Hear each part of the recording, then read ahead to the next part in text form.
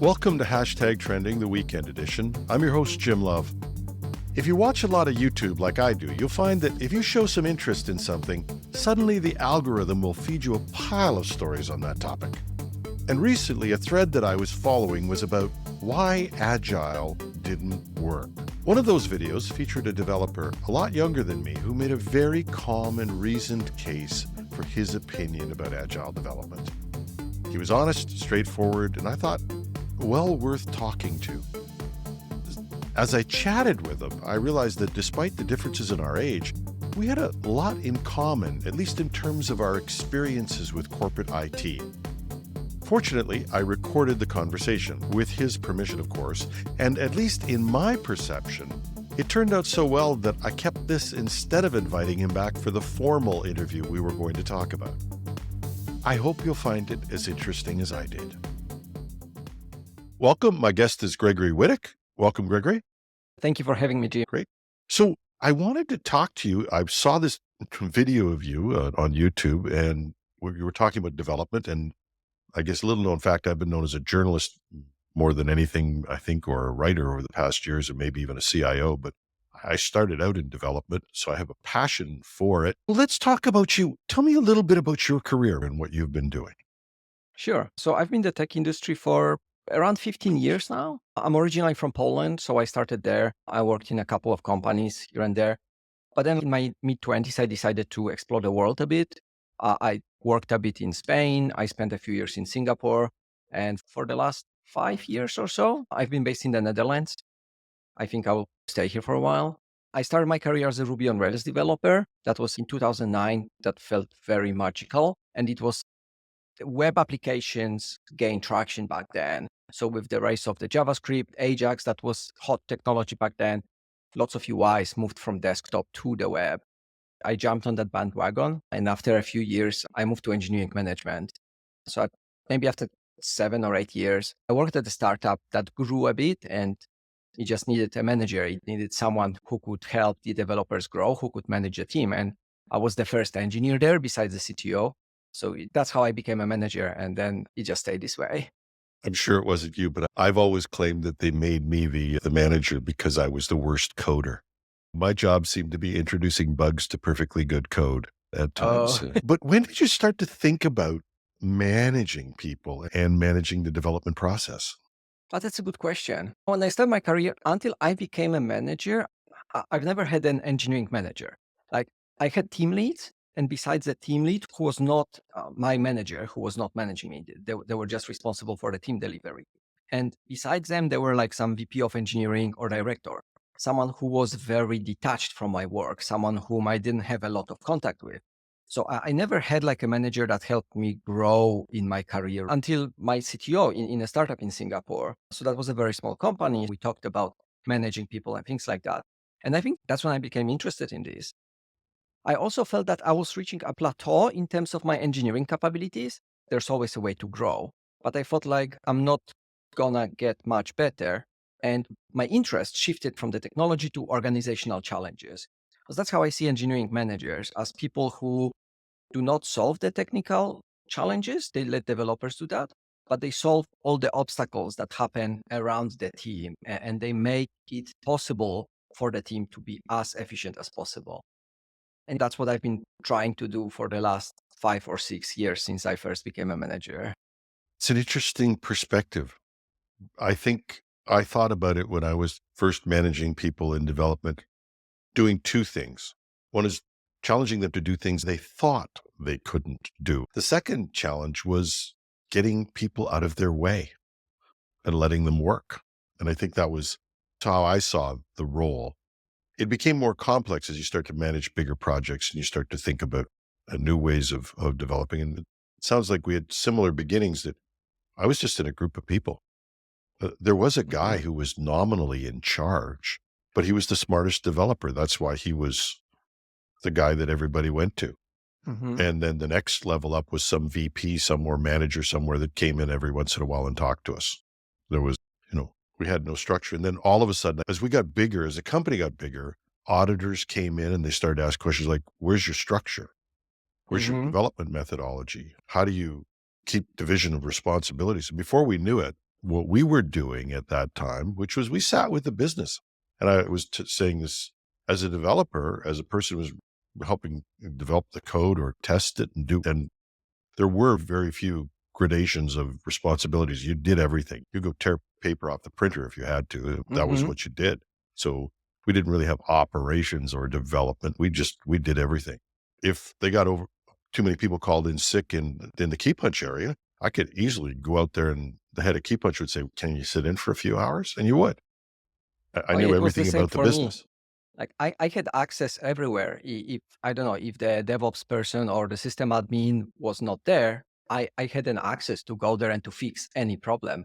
Right now, I would need to probably get 5 different people agreeing to give me access that I normally don't have to in order to do something like this. Yeah, and then I moved out to a mainframe shop. If you wanted to get the password to do anything for an implementation, there were procedures you went through. It was just night and day.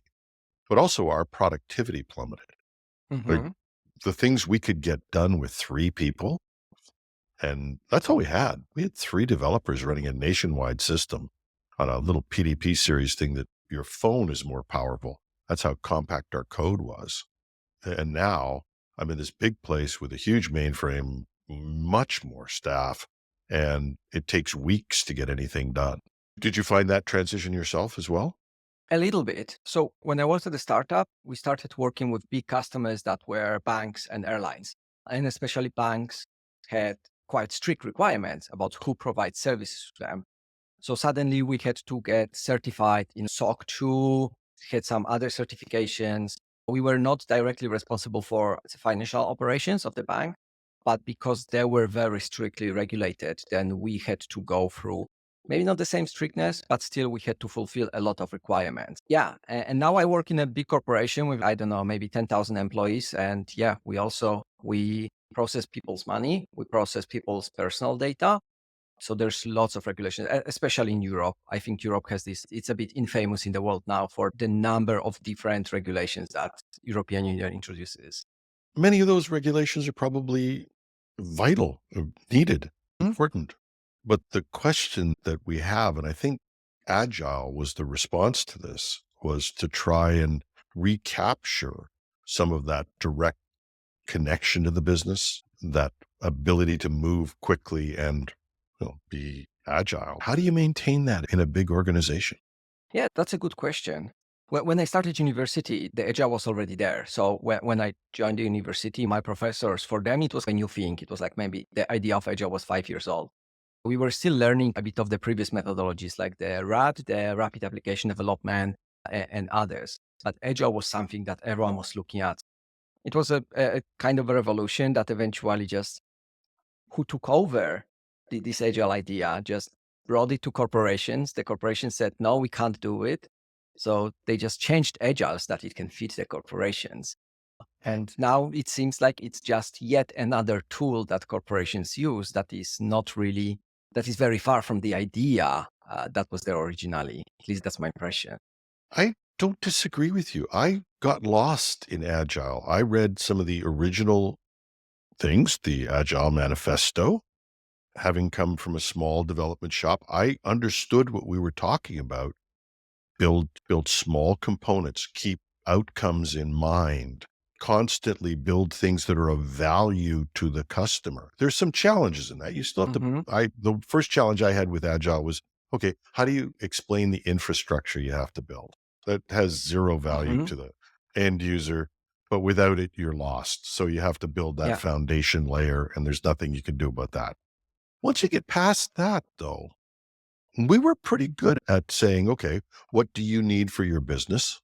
What does it look like? Let's go out and watch you do it. And even in the early days, I was working in a big brokerage. We would sit with the brokers, with the people there, and talk about what it was they needed. Part got lost, though. And I don't know how, and I think that's one of the reasons I wanted to talk to you, but if your Hmm. experience was the same, was suddenly I got the idea of a stand-up meeting. I got that. It's a good idea. Hmm. You don't hang around if you stand up. I like that already. I like that in sessions. I always used to say if people, I guess I could say this is weird. It's a podcast. If people are sitting on their ass, they become asses. If they get up off it, they're a lot more human. And it's true. So Mhm. I like that piece of it. But then you started to get all of these things that had been part of the reason why waterfall development slowed down. Mhm. Everything started to look like specs, and we'd have these meetings. I keep hearing with people doing Agile, they just have endless meetings to talk about things, and nobody's got time to code. Is that your perception, or is that just what I'm hearing? It depends what people consider agile. There was the idea, right, that was created 20 something years ago. There are still people that only believe that agile is this pure idea, this manifesto. But then there is practical agile, the industry that was created based on the idea and that came out with the tools, the practices, the processes. And my experience with this industry is pretty bad. Like whenever I see certified people, either Scrum Masters or certified in the scaled agile framework or other processes, I see something very different from the idea of agile. This is where I think it just went the wrong way. When people who are mostly interested in processes take over, and instead of focusing on the delivery, they focus on the charts, the numbers, is the number going up or not? Whether this number accurately represents the productivity or not doesn't matter. It only matters that the number goes up, and that's how we show stakeholders that we increase productivity. My experience, especially in larger companies, has been like that. Once, for a couple of months, I worked in a company, maybe more than a couple, for half a year. I worked in a company that implemented the scaled agile framework. And every quarter, we had this process that was called product increment planning, something like that. So we went to one place, somewhere in Switzerland, for 2 days, and we were discussing the planning for the next quarter. The idea of having 2 days to plan the whole quarter is not that bad, right? The quarter is like, what, 60 working days? So 2 out of 60 is not that bad. But then, in order to prepare for that planning, me and my team had to spend 1 or 2 weeks. So instead of just 2 weeks of planning, we spent 12 days for the planning. And then in the end, we had 400 people in 1 or 2 rooms discussing these things. And at the end, we were voting whether we are confident that we can deliver. And for me, this was very surreal experience. There were 400 people. I had no idea whether they can deliver what they promised. So then I asked the person next to me, hey, what happens if we say no, if we say that we're not confident? And he told me, oh, then we're saying one more day because we need to rethink our plan. So then I immediately raised my hand to say, yes, I'm very confident because I just wanted to go home. I sat in a steering committee meeting one time, heading up a development with a whole pile of senior vice presidents. I was there to tell them there was no way we're going to make the implementation date. There was just no way. You can, as one woman said to me later, and I wish I'd had that line. She said, because the first thing they say is, any resources you need. We're not having a baby in a month. Yeah, yeah, yeah. You know, and so I look at these people, and everybody around the table did the same thing. We want you to hit the date. We don't want you to sacrifice quality. I almost got fired. I said, look, will somebody be honest here and stick up their hand and say, we don't give a crap. Just Hmm. drag it across the line, get it done on the date. Will somebody honestly tell me to do that?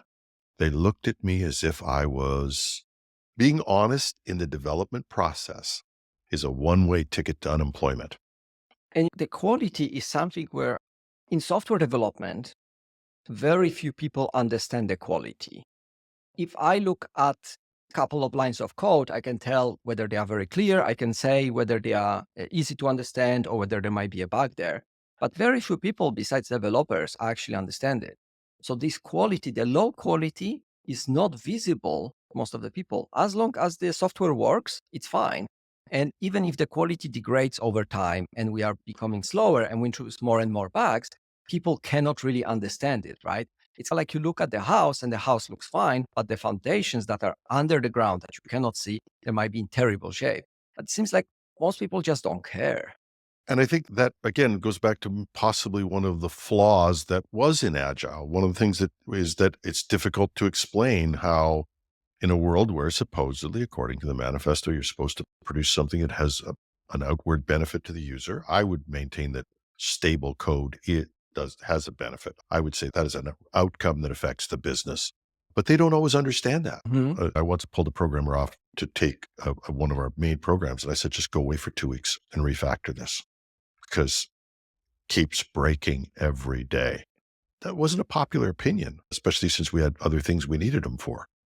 Uh, People don't know what quality is. I think that's a good foundation in the idea of why there's a problem. But what else gets in the way of having agile development work? I think that one of the ideas, that's what I believe that Agile is partially about, is empowering people who are building things, right? So empowering the developers team. And that's why they say that developers should be working closely with the customers. That's why they say that the software itself, the working software is the primary evaluator of success, right? But that's what I see, especially again in bigger companies, is that developers lose the power or they're never given the power. That power instead goes to people that I call process managers. And that might be the product manager or project manager or I don't know, delivery manager, however you call it. These are people who are not building things, but they represent the stakeholders, they represent the business. And usually I've worked with tens of product managers and project managers over my career. And their work is truly important. To me, they will always pull towards the business side, right? They will always come and say, no, we need to deliver faster. We need to deliver more. We need to deliver what my boss wants from us. And then the engineering teams that should be able to say, no, we need to work on the foundations. We need to improve the foundations so that later we can go faster. The engineers don't have this power anymore. I don't know if they ever had. My experience only anecdotal, right? I worked in only so many companies. In some smaller companies, I could do that. I could talk to the VP of product or product manager as two equals. But in bigger companies, I've noticed that my voice disappears, right? That what I'm saying about the quality, about maintaining the pace of work over a longer period of time doesn't go through. And I usually get overridden. And then what suffers is the quality, right? If you ignore it for a long time, then it gets to the point where when you want to start fixing it, it's just so broken that the only way is to either accept that it will always be poor quality, or we put everything on hold for a while, and then we focus only on that. But that, I'm sure you have the same experience. If you tell people, we will not deliver any new feature for a month because we need to fix problems, then they will say, no, it's impossible. This balance that you try to get between understanding the quality of what you have to produce and why that's important, also the security of the code, which is a huge piece, and then the need for fast development. I think fast development is one, unfortunately. And people are saying this now, you have to deliver every day. Yeah. I find that astonishing that you would want to deliver code every day. And some people are saying, oh, we deliver code 6 and 7 times a day. And I'm saying, why? What makes you want to do that? And how do you maintain safe code? And as we talk about the Cloudflare incident, where are we getting big problems? A lot of implementations failing. We're treating production like beta. And that's a scary part. Yeah, absolutely. And a company that is huge, right? If they say that we deliver a few times a day, it might be that you have, I don't know, say you have 5,000 developers. If you deliver a couple times a day as a company, then there's nothing, right? Because it means that maybe one of every 200 developers delivers something. But if every team delivers every day, it means that you are sacrificing something there. What do you sacrifice? If you want to deliver something very quickly, then people don't have enough time to read your code to understand whether it's the best possible implementation. Then maybe the only thing that you can detect bugs is via automatic scanners that are still like flawed, right? And the same with the security, etc. So you don't have enough time to actually verify that everything's going fine. Constant need for going faster and faster. Yeah. But in fairness, again, to the business users, we built processes where we would do code reviews, we would do walkthroughs, we would do all kinds of really intense examination of what we were about to implement. That takes time. And, I think that it is part of a, I believe, larger trend. So it's not only in software development. We have this trend of like short-termism, let's say, where everyone only looks at the next couple of steps. People don't think, like, it's not everyone, right? But most people do not think years in advance, years ahead. They only think like the next quarter ahead. Let's say public companies release their finances every quarter.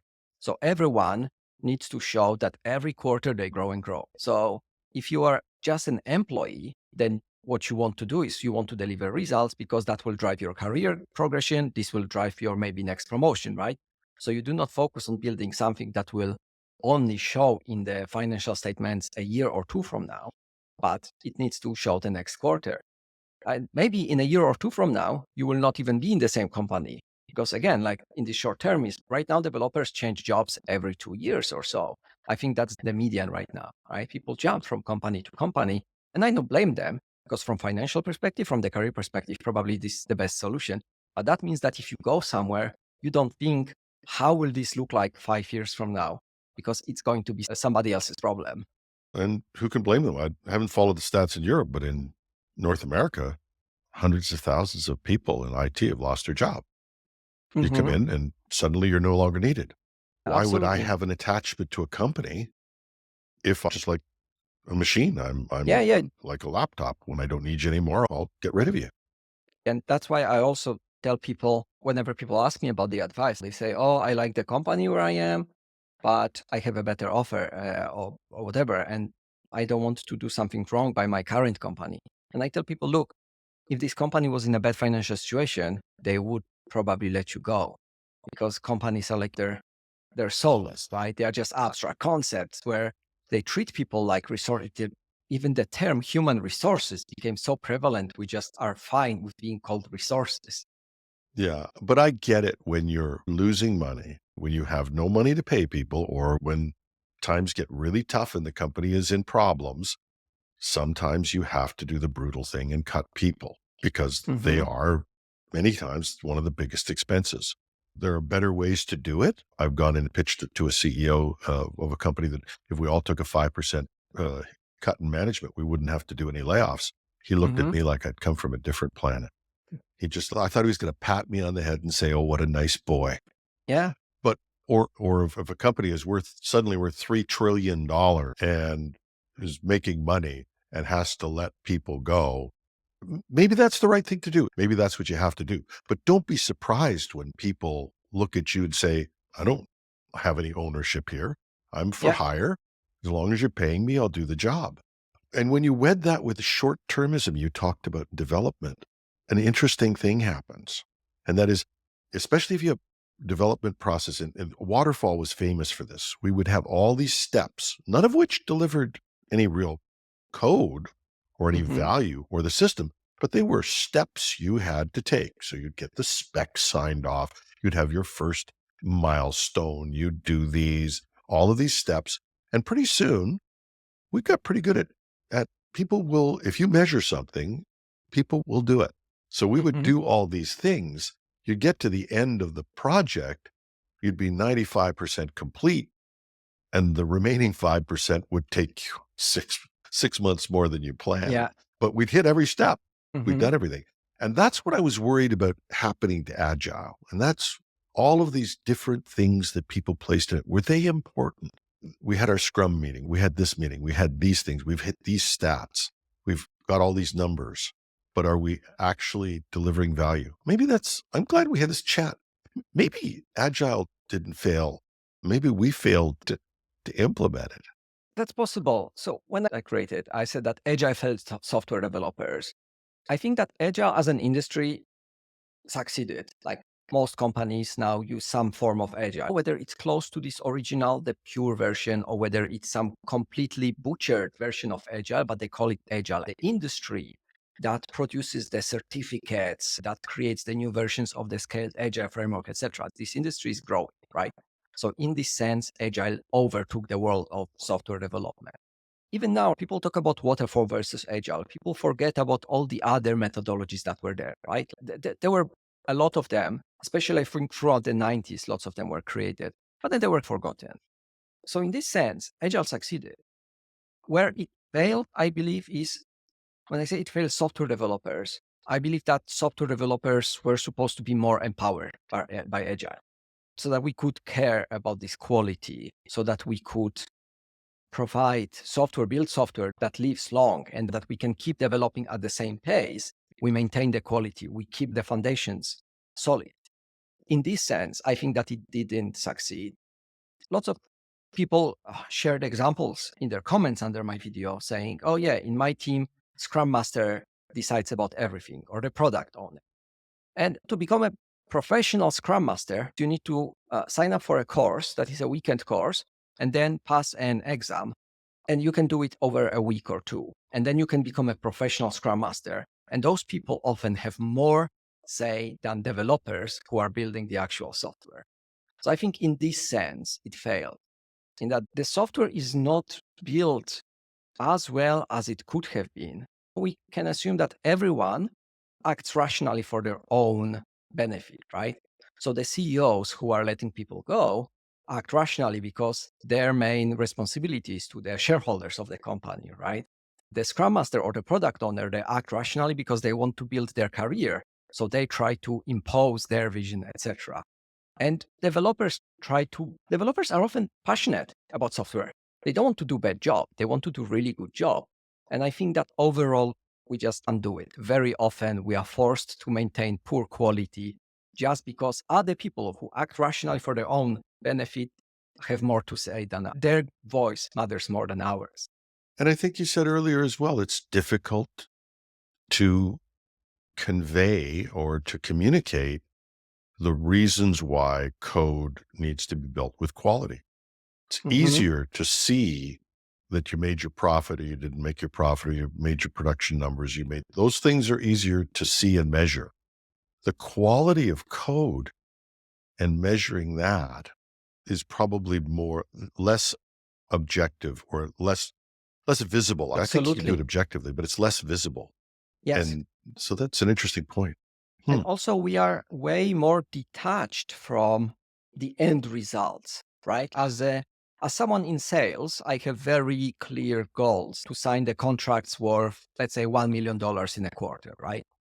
As a software developer, whatever I do, whatever I build goes through multiple layers until it creates an impact, the financial impact for the company, right? Me as an individual, it is very hard to estimate my impact on the company. And even my productivity, right? We have different ways to estimate the productivity of software developers. And neither of them proved to be the right one, right? We estimate stories or tasks in Scrum or Kanban or whatever. Each of these can be gamed.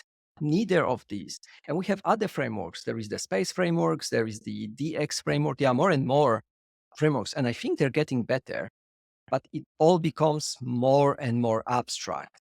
And I think we will never have such a direct connection of a single software developer to financial impact on the company as we have with salespeople and maybe some other professions. The whole idea of time and estimates and where that gets you it always starts out the same way, right? Just give me a number. I won't hold you to it. That's the first conversation. And then if after you've been doing this for a while, you say, ridiculous, you're going to hold me to it. So I'm going to build in some contingency. And, and no matter what you do, you've got subjectivity in the estimation process right then. I've been through it all, function point analysis, trying to do breakdowns of different modules. Most of the time, the struggle that developers have is when you actually do what you should do, break it down to its fundamental building blocks, measure each one of those, add those up, and that's your estimate. When you present the real estimate, most people say, it can't take that long. And on top of that, in order to provide accurate estimation, you need to spend time to evaluate the difficulty of a task, right? You need to actually go look at these modules, understand what might make the software, the task complicated, right? There are always a lot of surprises on the way. But even to have some kind of overview, you need to spend time. And then people say, no, just give me a rough estimation, right? And then that rough estimation becomes a deadline. I was at a telco visiting a friend of mine, and he was a director of IT. He was trying to do the annual budget for his department. So he's got a project, and the project description was the name of the project and specs to be developed. And he hands it to me and says, what do I put for that? I says, 3 months. It could be a year. I said, it could be a week. I said, with what? I'd go with 3 months. Yeah. But exactly. You're basically like, you could just roll a dice and it could be more accurate than the best thing that you can actually come up with after thinking long about this project. So we've been through the numbers, we've been through the process. We've been through the divorce of the process from the outcomes. And I think that is one of the things that St. Peter calls you to the golden gates and says, I'm going to hold you accountable for some things you've done. I think he would hold me accountable for the successful projects. And why? Mm-hmm. Because early in my career, I got good at this. And here's what I did. I would come in and a project would be in trouble. And I would take out the nice to haves, because I learned that from my boss. Mm-hmm. Take out the nice to haves. We've got to get this thing done on time. Mm-hmm. The rest of it, all of that basic function would be there, but the nice to haves would go. And like I said, the nice to haves were often the things that gave you the efficiencies, the customer service, the benefits of the program. So I got a bonus because we Mm-hmm. completed the project. And it was partway through my career, I went, what are you doing? What have you become? You're hitting all your metrics. You're getting your bonuses. You've got the specs signed off. You've got approvals for all of this stuff. That kid who thrown out of that meeting because he said, does anybody want to do poor quality, learned a really good lesson, I think. Mm-hmm. And I wonder how many other people in development learn that lesson, which is hit your numbers, keep your head down, and always have an approval. I get in troubles regularly whenever I say we are looking at the numbers, but do we actually are we actually sure that the numbers represent what we say they represent, right? Like we see the chart green versus red. We say, oh, our productivity is growing. And then I say, do we actually know that these numbers are accurate? And do we know that the things that we measure are actually positively correlated with our productivity? As you said, I think that the careers and the bonuses of many people depend on not questioning these things. They just depend on showing the positive trend. If your success, the success of your job, depends on not understanding something, then you will make everything in your power not to understand, right? Yeah.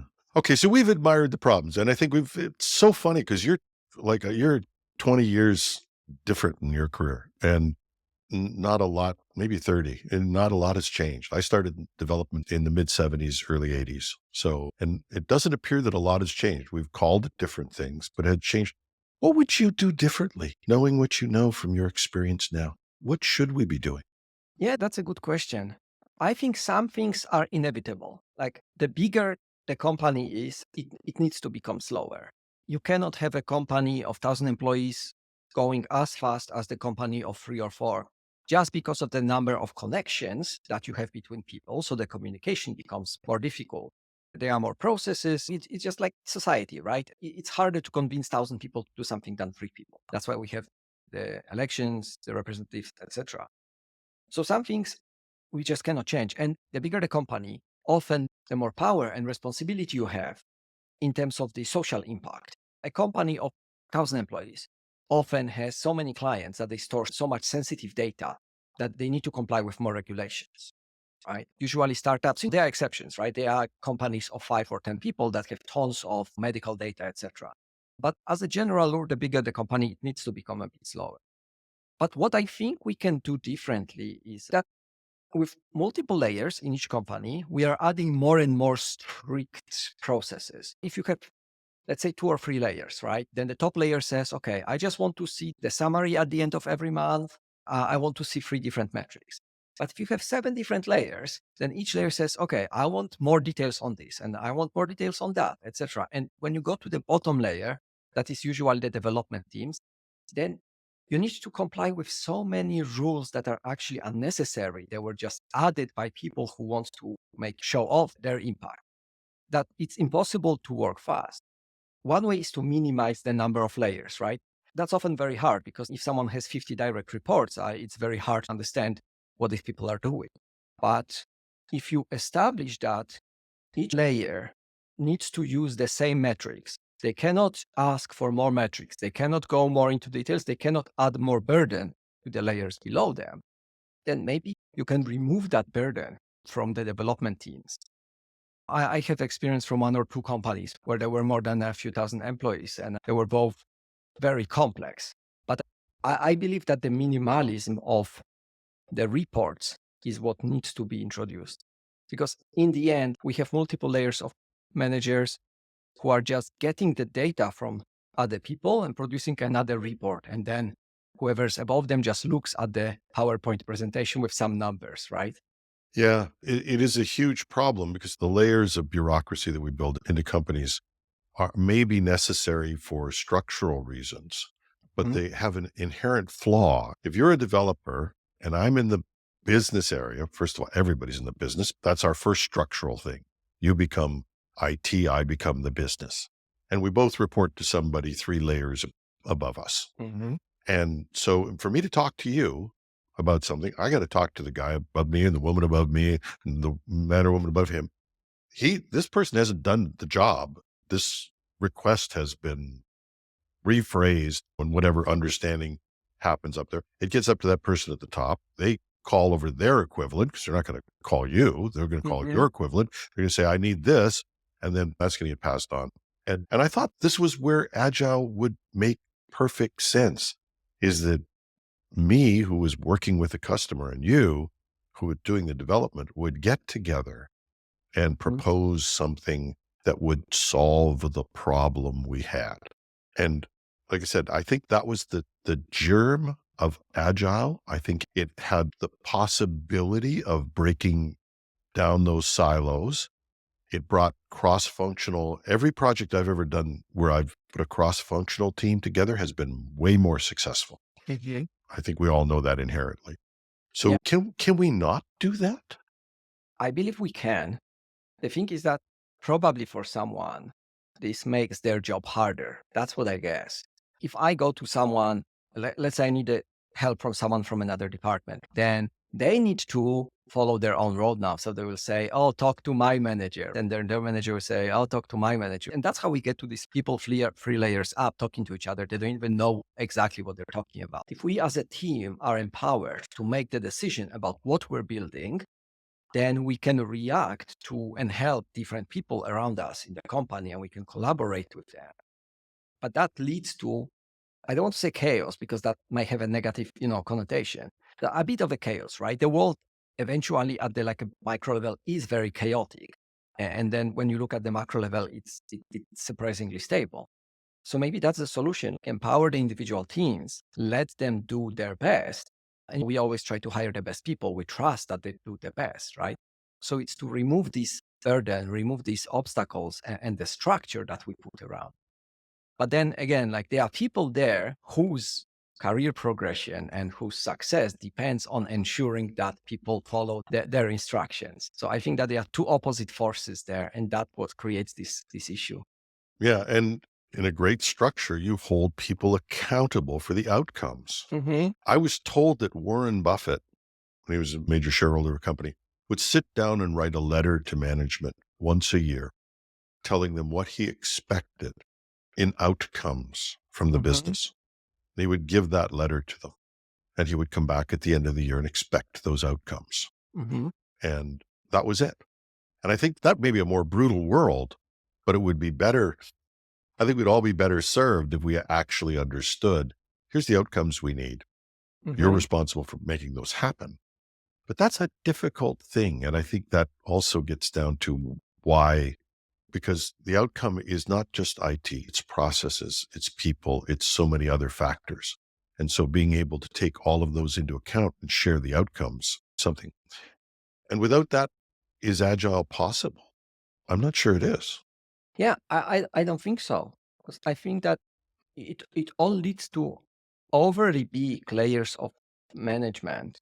And I'm saying it as a mid-level manager, right? I'm saying at the level where I am, we are part of the problem. And yeah, I think that it leads to these layers of management where everyone feels that they need to have overview of what's happening to ensure that everything goes according to the plan. In this example that you provided, Warren Buffett was like very hands-off. Like he just tell to the manager, this is what I expect from you.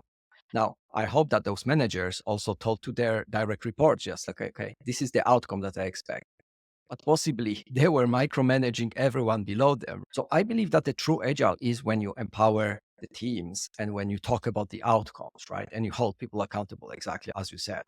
This version of the corporate agile that we have and that is so prevalent now is not based on the outcome. I think it's based on the output, right? It's based on some data that people choose to track, right? You said it very accurately. There's output and there are outcomes. Hmm. Outcomes have value to people. output is a measurement of a step. Mm-hmm. And the two aren't necessarily correlated. Because I have massive output does not mean I get the outcomes I want. And that may be the fundamental piece that's broken. And on a pretty low level, like looking at Scrum Masters or product owners, often their goal is to increase the velocity of the team. But that's output, right? Because the velocity is very abstract concepts. The story points are abstract concepts. So we are increasing abstract numbers that may have no connection whatsoever to reality. But that's what success is defined as for those people in their job, right? So at some point in all these layers, we are switching from the outcome that we want, which is usually improve the revenue or achieve certain results, the outcome. That's like that. We switch to the output. And I don't know why exactly. Maybe it's because at some point, this translation, like it's very hard to measure the outcome, right? So then we go the easy way. Like you say, I don't know what to measure, but I need to measure something. So let's measure the output because that's the way, that's the easiest way. There's an old story about a guy who's drunk and he's looking for his car keys, and a guy comes out of the bar and sees this guy and he's crawling around on the road. And he says, "What are you doing?" And to the drunk, and the drunk says, "I'm looking for my car keys." He said, "Where'd you lose them?" He said, "Over by where you're standing." And so the guy asked him, said, "Why are you looking over there?" He said, "The light's better here." And I think as insane as that sounds, because we can measure it, is the reason why we choose the output over outcome. So let's go to a third stage and say, how do we survive? You're a smart guy building your career. How do we survive it? How do we get by if we know that those things don't work? It's a great question. I think there's a few ways, right? One is maybe a bit, I don't know, defeatist. This is your job, right? This is something that you do to get money, but you do not live to work. So you do not need to enjoy every part of your work. This doesn't have to be your passion, your hobby. As software developers, even with the current market turmoil, as a profession, we are still in a very good place and people make very good money. Get the joy from somewhere else. People, family, hobby. You can do part-time work for some NGO. You can help your local community, right? You can like get out, talk to your neighbors, organize a festival for your neighborhood or for the kids or something, right? That's something that can give you tons of satisfaction and joy. And work is work, right? Where you go. The other is you can try to go up in your career and try to make your place in the company a bit better than the others. That was one of my goals, right? I always thought, okay, now that I'm a manager, I can avoid things that I saw from my previous managers or the VPs of engineering, right? So I can try to make it better for the engineers or the people working with me. I don't know if I succeeded because eventually you become part of what you vowed to stop, right? Because you think, oh, then if I go even higher, then I can make a bigger difference. But in order to go higher in your career, you need to blend in and eventually you become part of this corporate machine. But you can try and make it part of your mission. And another way is find a place in the industry where you can do great things. Like there are companies, usually they're much smaller, right? Where people genuinely enjoy working with each other, where processes are minimal. Often the salary is lower there because those companies, corporates usually have higher revenue per employee with some exceptions, right? So in corporate, usually you can get bigger salaries. But you can work for a small company where you still can make a difference, where you work in a great environment and where you can genuinely enjoy and do something at the level of quality that you want. So there are different ways, right? Probably there are more. Each of them is a bit of a trade-off, right? There's no perfect solution here. Gregory, this is a fascinating conversation. I think we came to the point of saying we've raised a problem and neither one of us has the solution to it. And I'm sure there's somebody listening out there who's saying, wait a minute, I got the solution. And I'd love to hear from them. And if you're out there and you're listening to this, you can reach me at editorial@technewsday.com. Be glad to hear from you. The email is posted with the show notes. Love to hear that. But it was a refreshing conversation to have. Much for coming in. I enjoyed it a lot, Jim. Thank you for having me. I'm going to get the comments that are getting in. I'm going to send you a note. If people send us comments, I'll send them off to you. Great meeting you. Awesome. It was nice to meet you. Thank you so much. And that's our show. No, we didn't find any solutions. But if you have one, as I said, I'd love to hear from you. Write me at editorial@technewsday.ca or find me on LinkedIn. I'm your host, Jim Love. Thanks for spending part of your weekend with us.